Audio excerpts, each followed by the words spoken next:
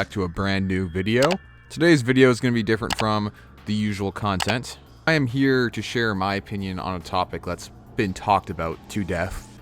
So the idea of Bionicle coming back is a somewhat controversial topic. Many people have vast different opinions on this. A lot of people don't think it's possible, and then some people that think it is possible have somewhat unrealistic expectations. There are also some that would rather a focus on system rather than construction, which I don't think is a great idea. That would kind of strip away the identity of the theme. So this got me thinking, and I really got this idea probably back at the first podcast episode. And remember, everything in this video is very, very, very hypothetical. I'm no toy marketing expert. I'm not going to pretend to be one. And I recognize that the LEGO space has changed a lot since Bionicle, well, since it came out and since it's disappeared. I'm just here to present a pretty reasonable and realistic way that LEGO could bring back Bionicle if they wanted to. So this video is just for fun. It's nothing to take too seriously. It's really just food for thought and to stir up discussion. So it's funny, we're really at the same point that we were back in 2000 or 2001, where before Bionicle, we're essentially working with nothing because LEGO has retired many of the old molds. There's still quite a bit of Technic parts that were introduced with Bionicle and even before Bionicle that are still being used today. And I can't help but emphasize this enough, but a lot of people don't recognize this. A lot of Bionicle's early roots came from LEGO Technic. G1 started with leftovers from Throwbots and Robo-Riders. Many of its Rahi builds and even the Turaga relied on Technic. Of course, you can't have Bionicle without bringing in some new molds, but given how trigger-happy LEGO is with the CMF's brand new molds and prints that are used pretty much once, making new molds or potentially even reviving some old molds with like new connections, I don't think that's really too far-fetched to say that they can do that. It would just be a matter of fact of designing a piece that has more than one use to justify making a new mold, so they can also use these molds in other themes that are not Bionicle. Because many argue that was an issue with G1 where they would often make a brand new mold and only use it one time. And it's really unfortunate because there were so many really great parts we only got once. And then we never saw it again, or maybe we saw it like one more time like 3 or 4 years later. But let's run with the idea that we can run on Technic. Just check out this Matoran build made by Wombat Combat Pictures that I've modified. So you can see I'm using a lot of old molds here. Let's pretend that these old molds are molds that LEGO would have to make for the sake of the new Bionicle. So just pretend that these old molds are ones that you haven't seen before. The only things that stand out are the head, mask, feet, and the arms. There's really not that many quote-unquote new parts here. Even the arms themselves, they could probably be made out of system. So if you wanted to do that, then you could just take away one new extra mold and you're really left with like 3 or 4 pieces here that are new. Feet and heads are going to be reused all the time. It's really just the mask that would be the new mold. But again, like the point earlier, CMF's making brand new molds that they'll never use again for figs. I don't think it would hurt that much just to have one new mask mold. Not to mention, this could be reused for other purposes that we'll get into later. Another example of relying on Technic are, of course, the original Turaga builds. But for the sake of modern approaches, look at this little revamp that I made. As you can see, again, about 90% of this build is old pre-existing pieces. Some of them might be recolored, but again, we're just looking at the pieces themselves for the sake of the video. Again, it really just comes down to like the head, the mask, and the feet, and maybe a new staff piece if they wanted to do that. I do realize that I'm using a socket connector from AliExpress here, but again, let's just ignore that for now. LEGO should already have a piece like that. This is really just to drive the point home that like using Technic is a viable system, at the very least for smaller builds. And I think that's an important start, is to start small. One of the biggest problems with G2 was the prices. Back in the day, you could get a Toa for about $7 or $8 US. A Toa was the price of a Titan in 2015, which is unacceptable. There's no way a kid with a paper route is going to be able to collect the entire wave. I'm sorry, it's just not going to happen unless they get Christmas or birthday money or something like that. By keeping these sets smaller and using more common pieces, it can keep the prices down and make collecting a lot more affordable. Not everything has to be a giant set. When it comes to the Toa themselves, that's when it becomes a little bit more complicated. But given how much the focus has been on mechs and these buildable figures such as the Spider-Man and Green Goblin and Batman, I'd imagine realistically that if LEGO were to bring back Bionicle today, they'd look a little bit more like this. But keep in mind, with the slow reintroduction of new or old molds, it could start being a potential hybrid between the two, bringing out the best qualities of both elements. Here are the things that, in my opinion, LEGO should start with. Start small, keep things affordable while interesting. I just went over all the points of that previously, but this also kind of ties into the early years of Bionicle. Bionicle was so accessible in 2001. They had books and all these extra third-party media things, but the sets were very easy to come by and they were very, very affordable. If you got a Happy Meal, you would get a free Matoran. The Chiraga were only a couple dollars, and then maybe the average kit would get like a couple of the Toa. Obviously, the keeping it interesting part will obviously come down to the art style and the marketing itself. I'm not going to get too much into the marketing because, again, I'm not a toy marketing expert. I'm not a designer of any kind other than making mocks and the other kind of art stuff that I do. Again, I'm not going to pretend to be an expert in anything here. But again, going back to the source, lean into the collecting. With all these new molds and masks, it's an easy way to cash in to make recolors for like the mask packs, just like back in the day. This was the biggest missed opportunity with G2. I really don't know why they didn't do that, because everything that was quote-unquote good that they did was a shameless, like, derivative piece from G1. But they didn't do, like, one of the biggest draws from Bionicle, which was to collect all the masks. And I do want to bring in the point here. I'm not saying to just redo 2001. I'm not saying that they have to do that. But you have to realize the success of the brand from that point. It had a very strong kickoff. And according to sales data, Bionicle sold worse and worse each year after 2001. It was either after 2001 or 2002, but those 2 years are very interconnected, in my opinion. Doing something new never hurts, and while Bionicle would touch on these type of sets occasionally, I do think that if it were to come back and it were to have a limited amount of molds, that this would be a pretty cool next step to keep interest in the brand and keep interest in the sets, and would also encourage the use of characters. I really think vehicles would be a really, really good idea. Again, this all goes back to Technic, which is a system that LEGO has spent a lot of investment in over the years, and has arguably gotten better and better over time. And by bringing in vehicles, you would ultimately draw some of that Technic crowd. Not that it's a big crowd by any means, from my knowledge at least. I don't know, just who doesn't want to have a little hover bike for their little Matoran? Even though the Star Wars Construction figs sold pretty poorly, let's be honest, the best-selling sets from Lowe's were the vehicle ones, such as the speeder bike.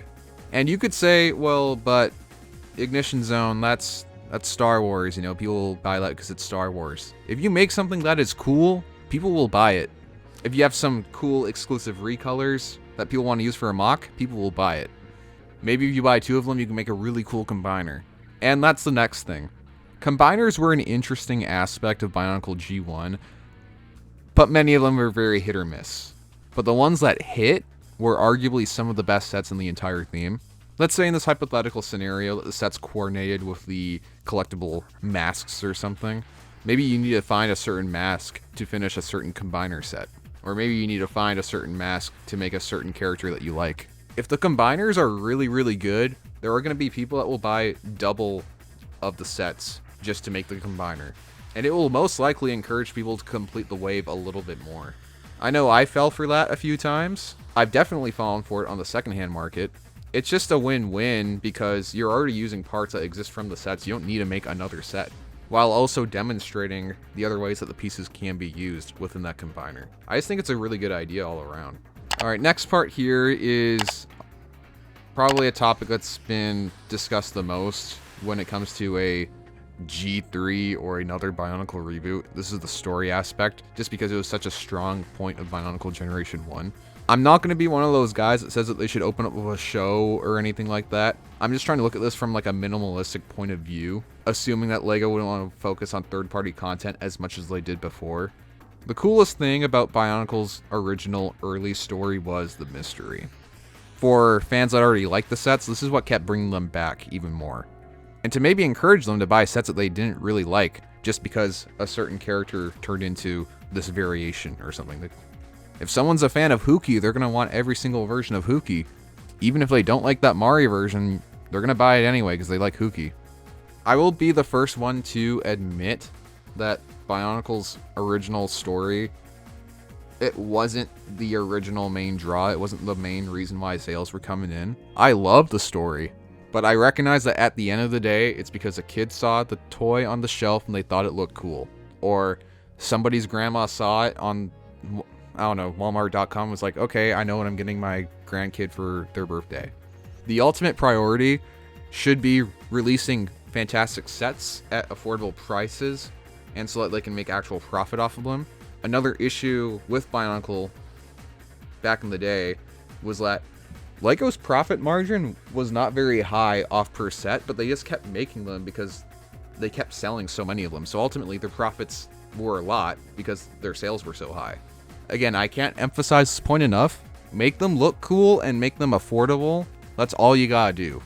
And I'm gonna end this video off by debunking a few points. I'm not calling anyone out specifically. I'm not doing any of that. These are just things I've heard throughout the years. I'm kind of tired of hearing, frankly. I'm really sick of this doomer black-pilled approach many older fans have when talking about why Bionicle might never come back. A lot of their reasoning essentially just boils down to G2 ruined its reputation amongst retailers, or they destroyed the old molds so it can't come back. First off, yes, Bionicle G2 sold very, very poorly.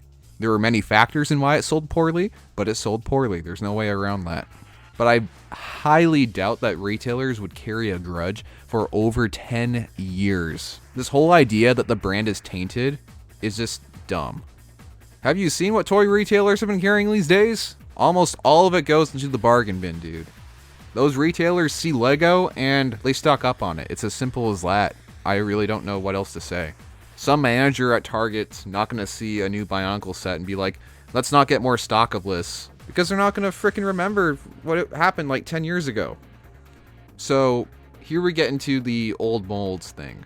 It is true, LEGO does destroy their old molds, usually just to let third-party competitors don't get a hold of them.